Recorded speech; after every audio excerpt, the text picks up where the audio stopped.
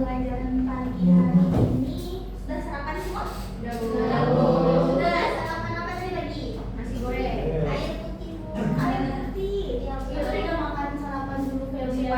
Tadi terlambat waktunya Bu. Besok jangan terlambat lagi, usahakan sarapan dulu sebelum pergi sekolah ya. Iya, Bu. Sebelum kita memasuki pembelajaran hari ini, kita review dulu pembelajaran kita di minggu lalu. Pembelajaran kita di minggu lalu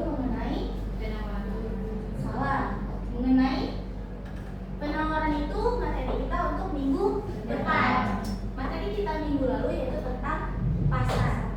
Jadi anak-anak sudah tahu kan apa itu pasar? Tahu.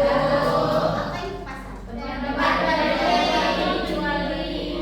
Tempat terjadinya transaksi jual beli. Di transaksi jual beli ada siapa saja? Ada Pembeli, jual dan pembeli. Sebelum terjadinya transaksi jual beli, apa yang terjadi? Mengenai tawar menawar. Materi kita minggu ini adalah tentang permintaan atau demand. Di mana di dalam permintaan ini Anda tidak akan terlepas dari kegiatan tawar menawar, tidak akan terlepas dari kegiatan jual beli. Kita langsung saja masuk ke dalam materi, yaitu permintaan. Permintaan itu adalah keinginan konsumen untuk membeli suatu barang atau jasa pada tingkat harga tertentu dengan periode waktu tertentu dengan disertai kemampuan untuk membeli. Jadi apa maksudnya di sini? Permintaan itu bukan hanya sekedar ingin, tetapi juga mampu untuk membeli. Contoh, Bobby ingin membeli mobil sport, tetapi Bobby tidak mempunyai dana untuk membeli mobil tersebut. Itu hanya disebut dengan keinginan. Tapi lain halnya jika Bobby ingin membeli mobil sport, sedangkan Bobby sudah punya uangnya dan mampu untuk membeli, itu disebut dengan keinginan. Jadi permintaan ini tidak akan terlepas dari keinginan, tapi juga mampu untuk membeli. Kita masuk ke dalam hukum permintaan. Hukum permintaan itu adalah jika suatu harga barang naik, maka permintaan akan turun. Namun sebaliknya, jika suatu harga turun, maka permintaan akan naik. Contoh, seorang pedagang ayam pada hari Senin menjual ayam seharga dengan 50.000 per ekor ayamnya. Tetapi pada hari Senin itu hanya 2 orang yang membeli ayam tersebut. Namun pada hari Rabu, pedagang ayam menjual ayam seharga 35.000 per ekor ayamnya. Dengan harga 35.000 tersebut, pedagang itu mendapatkan jumlah konsumen sebesar 10 orang. Berarti itu masuk ke dalam hukum permintaan, yaitu ketika harga barang naik, maka permintaan akan turun. Namun harga barang turun, permintaan akan naik. Contoh kecil lagi, Bella ingin membeli es teh. Namun pada hari Senin, es teh tersebut harganya 5.000. Bella hanya mampu membeli sebanyak 2 cup es teh. Namun pada hari Minggu, harga es teh turun menjadi 3.500 per cupnya. Maka Bella mampu membeli sebesar 10 cup es teh pada hari itu. Maka itu masuk ke dalam hukum permintaan. Sekarang kita masuk ke dalam faktor-faktor yang mempengaruhi permintaan. Yang pertama adalah harga barang itu sendiri. Kenapa harga barang itu sendiri mempengaruhi permintaan? Karena seperti hukum permintaan tadi, jika harga barang itu naik, maka permintaan akan turun. Dan jika harga barang itu turun, maka permintaan akan naik. Maka karena itulah harga barang itu sendiri menjadi faktor yang sangat mempengaruhi permintaan. Yang kedua adalah harga barang lain yang menjadi faktor-faktor yang mempengaruhi permintaan. Ada yang tahu kenapa harga barang lain ini menjadi faktor yang mempengaruhi permintaan?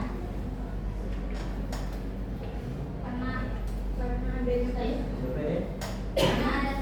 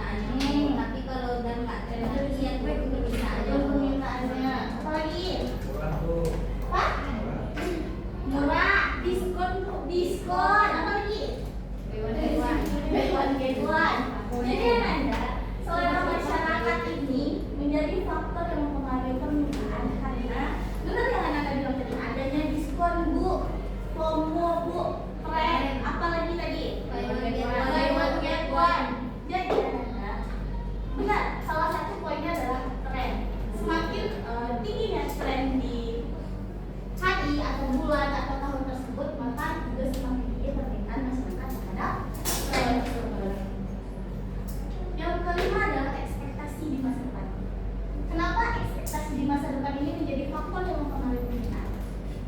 Abel? Karena kayak itu Bu, misalnya sebelum lebaran. Nah, terus ada pasti kan nanti pas lebaran hari H tuh orang mau yang pakai yang baru-baru, yang baju. Ya, terus jadi ekspektasi masa depan tuh pasti kalau belinya mepet-mepet hari H pasti harganya mahal Bu. Jadi dibeli sebelum hari H, kayak beberapa bulan sebelum lebaran. Ekspektasi di masa depan ini bener ya kata Abel tadi. Contohnya kalau lebaran, nanti kalau kita beli mepet-mepet hari lebaran, harga baju lebarannya naik, dan permintaannya itu pasti akan turun karena macam-macam bajunya juga nggak beragam lagi. Tapi kalau kita beli jauh-jauh hari, maka harganya itu akan lebih murah dari sebelum kita beli H-1 lebaran atau H-2 lebaran. Atau contoh lainnya, di bulan Desember ada musim apa? Musim apa itu? Salju. Musim salju. Kalau di Indonesia di bulan Desember musim apa? Hujan. Musim hujan. Karena ada musim hujan tersebut, jadi masyarakat itu mempersiapkan diri nih. Oh, di bulan September, Oktober, November, Desember, pokoknya ada ber-bernya itu kan identik dengan hujan. Nah, jadi masyarakat itu mempersiapkan diri untuk membeli payung, jas hujan, jaket, pemanas ruangan, bakso juga tuh. Bakso jualannya lagi ya, Rel. Jadi karena itu juga masuk ke dalam ekspektasi di masa depan. Masyarakat mempersiapkan diri karena di bulan tersebut musim hujan, maka mereka mempersiapkan diri lebih awal. Karena kalau misalnya musim hujan, contoh aturannya jas hujan itu kalau nggak di musim hujan harganya 10.000. Kalau di musim hujan harganya jadi berapa? Ada yang 20, ada yang 25, ada yang 30, ada yang 30. Naiknya lebih 100% dari harga normal ya. Karena itulah kenapa ekspektasi di masa depan menjadi faktor-faktor yang mempengaruhi permintaan. Yang keenam, jumlah penduduk. Kenapa jumlah penduduk ini mempengaruhi permintaan? Karena ini juga akan berbanding lurus dengan permintaan. Karena jika jumlah penduduk naik, maka permintaan pun akan naik. Jika jumlah penduduk turun, maka permintaan pun akan turun. Maka itu disebut jumlah penduduk berbanding lurus dengan permintaan. Kita masuk ke dalam fungsi permintaan.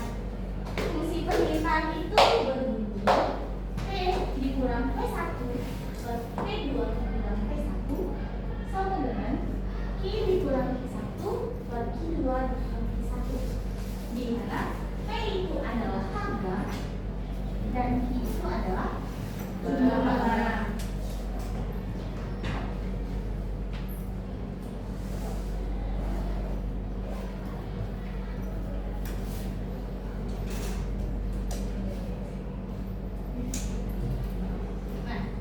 Biar Anda lebih paham bagaimana mengimplementasikan fungsi permintaan ini ke dalam kehidupan dan ke dalam contoh, ini beberapa Bella, coba baca contoh. Saat harga barang 20.000 per unit, permintaan bisa sebanyak 2 unit. Namun saat harga barang turun menjadi 18.000, permintaan bisa naik menjadi 3 unit. Nah, hal ini bisa dituliskan menjadi Jika harga barang Rp20.000 per unit, permintaan bisa sebanyak 2. Namun jika harga barang turun menjadi 18.000, maka permintaan bisa naik menjadi 3. Oke, kita masuk tadi rumus. Kita substitusikan saja ke dalam rumus. P apa tadi? Harga. Jadi P1 ini adalah harga pertama dan P2 ini adalah harga kedua. Begitupun Q apa tadi? Jumlah barang. Q1 adalah jumlah barang pertama dan Q2 adalah jumlah barang Kedua. Kita substitusikan. Diketahui harga barang pertama apa? 20.000.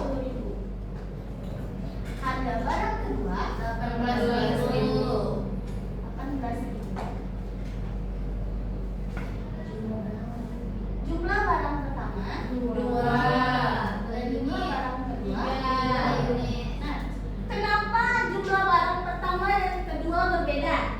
Karena Harganya harganya Karena pertama harganya 20, yang kedua harganya 18. Turun. Maka dari contoh soal ini Anda bisa lihat berlakunya hukum Permintaan. Jadi langsung kita substitusikan dulu. Ada yang bisa? Ada yang bisa bantu ibu atau ada yang langsung paham sebelum ibu jelaskan bagaimana cara mencarinya? Tidak? Satu dulu, Bu. Oke, kita masukkan satu-satu ya. Nilai P tidak ternilai. P1 berapa? 20.000 per P2 dikurang P1 kurang 20. dikurang 20.000 sama dengan Q. Nilai Q belum ternilai dikurang Q1 sama dengan dikurang 2 per Q2 dikurang Q1 Tiga kurang 2. Oke, kita lanjut ke sini ya. Berarti 20 P nggak ada usapannya ya. Hilang, Bu. Tadi ngemainin Bobby, Bu. Itu tapi tetap dikasih sekolah kan hapus papannya. Tidak ada, Bu. Oke, berarti teman kelasnya yang menghilangkan, tolong ketua kelas konfirmasi ke bendahara untuk mengganti hapus papan yang sudah dihilangkan. Baik, Bu. Oke, P sama dengan P dikurang 20.000 per 18 dikurang 20.000 sama dengan I dikurang 2 per 13 dikurang 2. Oke, langsung kita kurangkan aja. P dikurang 20.000 per 2.000 sama dengan I dikurang 2 per 1. Lalu kita kali silang. Karena dia berarti sama dengan. Jadi ini tidak bisa kita pindah luaskan, bisa pun kita pindah luaskan baru kita kali silang. Maka hasilnya min 2000 Ki dikurang 4000 ditambah 4000 sama dengan P dikurang 20.000. Min 2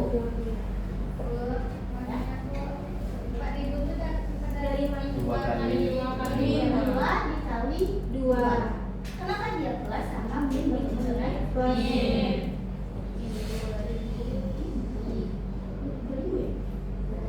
Nah, 2000 Ki tambah 4000 sama dengan P dikurang 20. Jadi ini masih bisa kita pindah luaskan karena dia rumput amannya tambah dan kurang masih tidak kita bagi lagi. Jadi pengurangan dan penambahan. Berarti min 2000 Ki sama dengan P dikurang 20.000 dikurang 40. dikurang 40.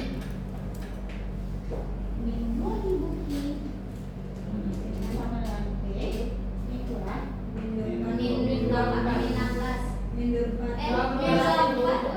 Iya, min 24. Kenapa bisa min 24.000? Karena udah 20 utang-utang kita. cara mudah itu kenapa dia min? Berarti dia utang 20.000 Bu, utang lagi dia 4.000 jadinya 24.000. Nah, kita dapat persamanya adalah min 2.000 Ki sama dengan P dikurang 24. Karena ini asalnya sama-sama dengan kita bisa sama-sama bagi mereka dengan angka 2. Kita bagi dengan 2.000. Paham semua? Paham semua? Pasti paham ini, nanti ibu kasih tugas oleh-oleh pulang. Oke, sama-sama kita bagi 2.000. Berarti jadinya 2.000 dibagi 2.000. Oke. 24.000 dibagi 2.000. Angkanya plus atau min? 12. Maka didapatkan hasil persamaan bisa itu adalah Ki sama dengan P dikurang 12. Kita tadi masuk lagi. P apa itu? P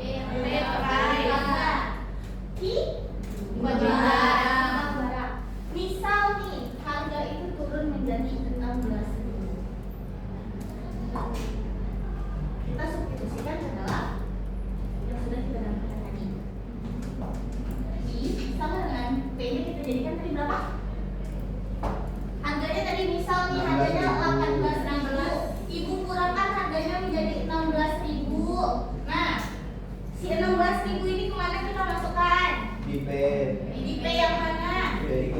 Bersama ya. Kita cari tadi. Berarti Q sama. Tapi jawab P3 tadi tuh. Ibu dengar kenapa P3? Sedangkan rumus kita tuh hanya P2. Soalnya tadi. Iqbal. Aku mau dikasih contoh yang lain. Suruh Iqbal kerjain di depan. Boleh. Silahkan Bu. KPR aja. Berarti nanti kalau semisal nih Anda minta kan sudah diminta segini. Namun jika harga barang yang dibeli bisa sebesar 16.000, maka tinggal Anda harus putuskan dia akan berusaha kita saat tersebut. Maka nanti kita akan mendapatkan barang yang diinginkan bisa ketika harganya turun menjadi 16.000. Paham semua? Oke, Ibu review lagi. Apa tadi hukum permintaan? Jika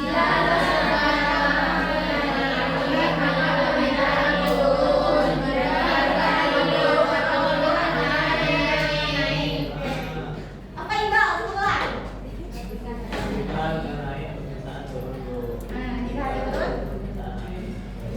Paham ya? Paham semua ya? Oke. Iqbal bisa Ibu minta tolong pakai kertas aja dulu kalau misalnya tidak ada isu atau apa.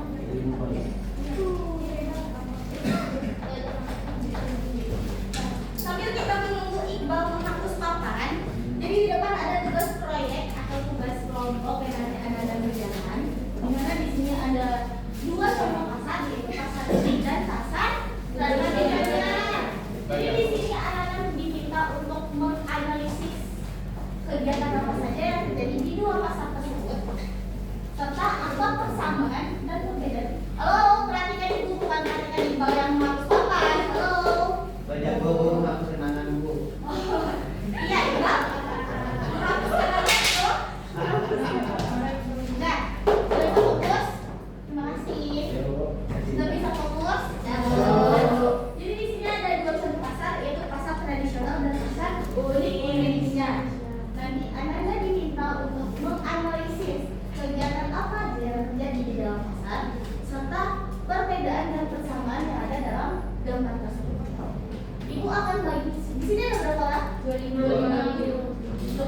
Ya. Di sini Ibu akan bagi menjadi 4 kelompok. Di mana masing-masing kelompok itu mau Ibu atau anak yang pilih? Ibu aja yang pilih ya. Ibu bagi 4 kelompok. Di mana nanti masing-masing Anda Ibu beri waktu 15 menit, 10 menit untuk proses diskusi, 5 menit untuk mempresentasikan hasil diskusi yang ada di depan. Oke, daripada kita lama-lama bagi kelompoknya, hitung aja 1 sampai 4, langsung masuk ke dalam kelompoknya masing-masing. Dimulai dari Aina. 1, 2, 3, 4. Bella. Ngerjain apa itu Bella? Ngerjain apa itu? 1, 3. Nah, ini 4. Ngobrol-ngobrol ya. 2. 1, 2, 3, 4. 1, 2, 3. Oke, duduk sesuai kelompoknya. 1 di sini. 4. Ya. Oh, tunggu. 1 di sini, 2 di sini, 3 di sana, 4 juga. Apa tadi dari sama-sama? 4. Jangan ada yang bersuara. Ibu sudah bilang 1 di sini, 2 di sana, 3 di sana, 4 di sana. Sesuai dengan tempat duduknya. 4, 3,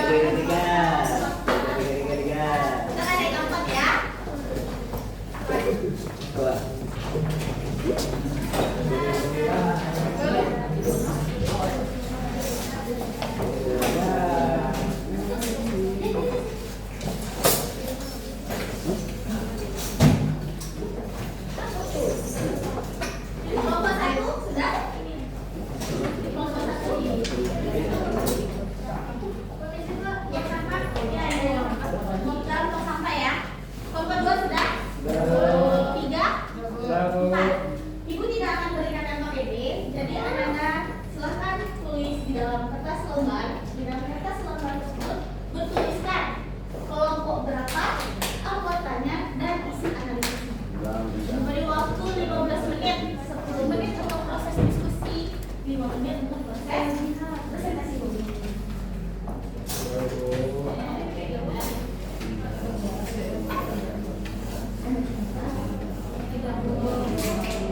Itu pasarnya pilihannya baru pasar aku ya. Iya, itu pasar unik Indonesia. Pasarnya itu jadi di dalam sampan ya namanya. Biduk atau pasar Minangnya sampan apa? Pasar Minangnya apa itu namanya ini? Perahu ini apa sih namanya? Sampan, bidu, apa lagi? Bidu apa? Kapal. Nah, jadi pasarnya itu tinggal di atas air. Kaki. Ingat undangan kelompok berapa tadi? Siapa ketua kelompoknya? Iqbal. Ada kenal? Dia kebetulannya ada itu tuh analisis apa yang Apa ini? Analisis kegiatan apa yang terjadi di dalam kelompok tersebut. Pasti Anda tahu kan kegiatan apa yang dilihat dan bikin perbedaan serta persamaannya dan bisa paham? Buat tiga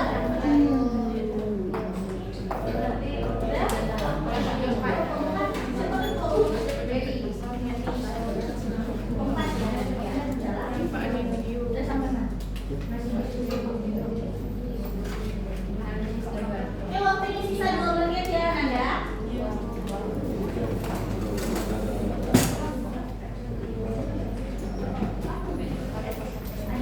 Lanjut ke ngomongnya sama nih Bobi.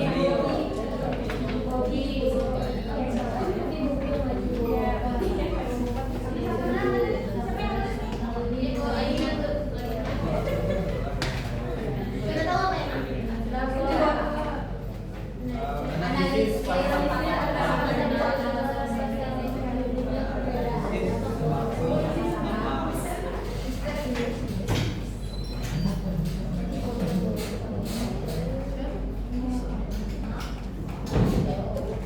Menganalisis kegiatan apa saja yang terjadi di dalam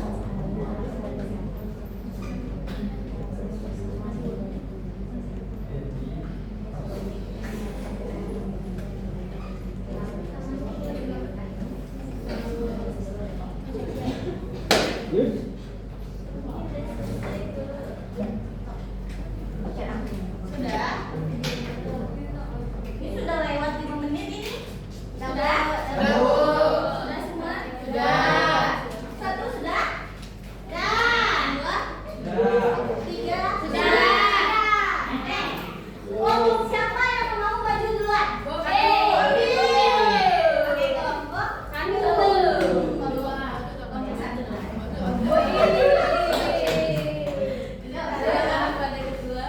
1 duluan. Kelompok 1 itu ketuanya Diwakilkan oleh sekretaris.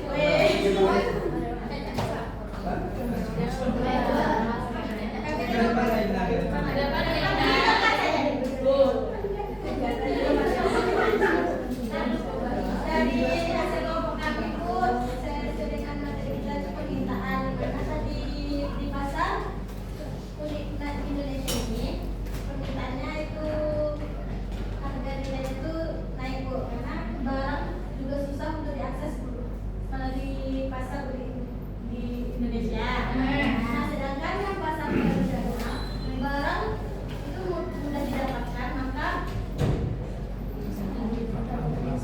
maka bisa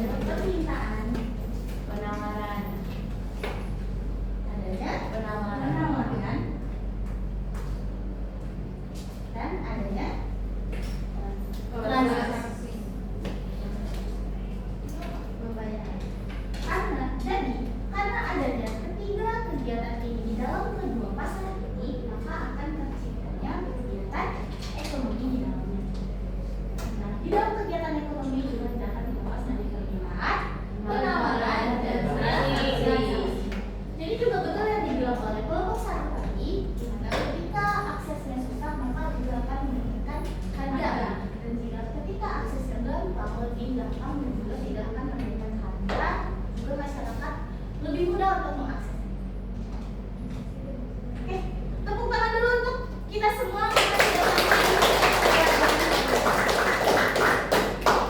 Jadi Ananda, sekian pembelajaran kita di pagi hari ini karena juga jam istirahatnya sudah ini.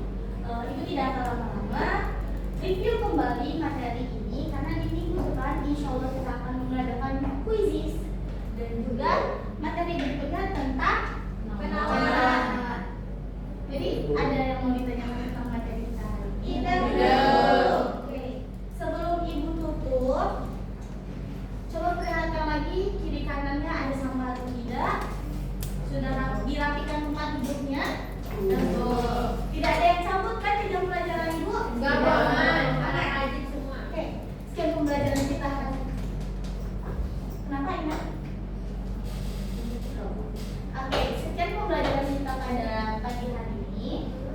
Anda semua jaga kesehatannya. Jangan lupa setiap pagi itu sarapan dulu sebelum mulai belajar biar semuanya fokus. Tidak ada yang ngantuk, tidak ada yang nanti ibu bahas A aja melenceng ke B, atau nanti kayak si P tadi P cuma 2 jadi P3 ya kan? Karena itu kurang fokus. Jaga kesehatannya karena sekarang cuacanya juga lagi berbaik, kadang mendung, kadang hujan, kadang panas. Jadi tolong lagi ada semua belajar lagi di rumah, persiapkan untuk ujian karena kita sama-sama tahu orang yang belajar pasti orang yang akan sukses di masa depan. Pembelajaran hari ini terlebih dan terlebih mohon maaf. Anda setelah habis kelas ini silakan untuk istirahat. Jangan ada yang bolos di jam berikutnya.